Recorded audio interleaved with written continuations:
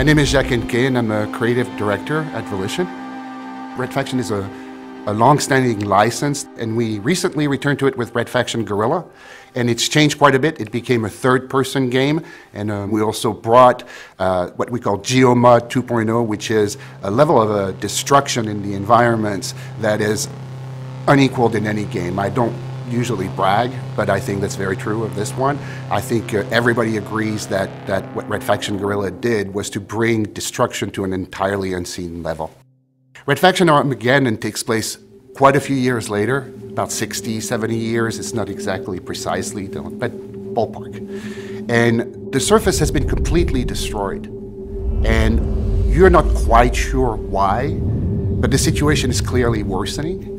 And so the remaining population has had to go very deep underground and to learn to live in different environments that range from ice cave to magma caves to huge lakes of lava that connect different areas. So it's not just a bunch of tunnels that are under the surface. You have these enormous areas that either were created naturally or blasted out by miners and have been built to basically survive because the planet's surface is essentially uninhabitable.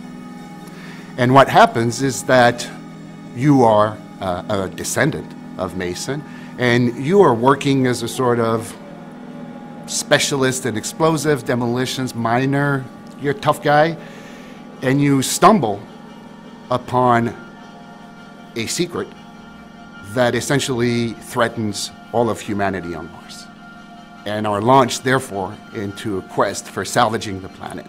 And so our first initial tendency with Red Faction Guerrilla was to say, okay, have at it, destroy everything, have fun destroying everything.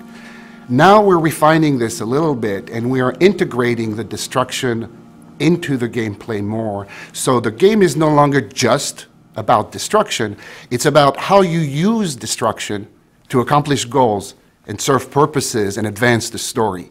So we're going to the next level and integrating the destruction into the storyline and the evolution of the characters.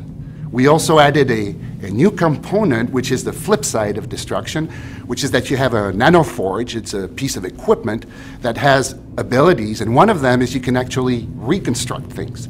So things that are destroyed can actually be recombined into elements. And of course, that too ties into the gameplay. So the aliens have a sort of almost military structure, not in the sense of, officers, but you're going to encounter a large number of different types of aliens. Some are bipeds, some are quadrupeds, some are basically the size of a humanoid, although they're not human at all, while the biggest one are absolutely enormous.